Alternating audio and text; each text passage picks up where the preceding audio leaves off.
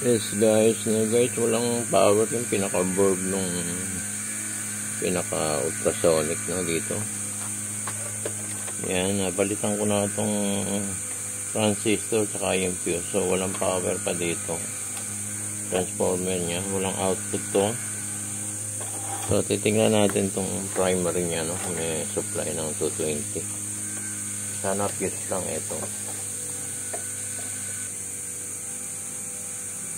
Patay.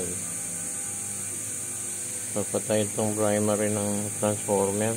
Wala supply. Ilang volts kaya itong output na ito.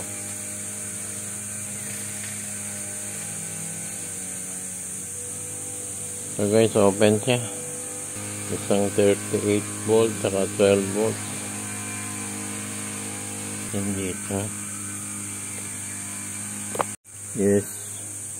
Yes guys, may pag-asa natin sundutin to. Ayan, meron siyang thermal fuse.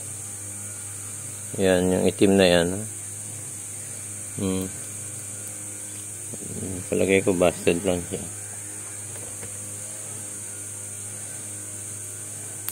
So pag wala tayong thermal fuse, pwede natin rekta o lagyan na lang ng fuse palabas para protector pa rin.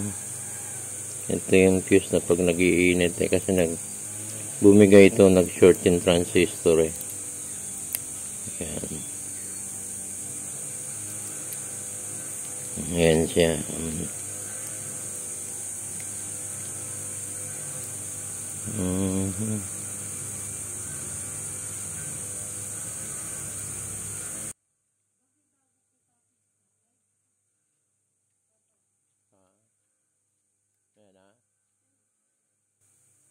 Maamo yan Maamo yan.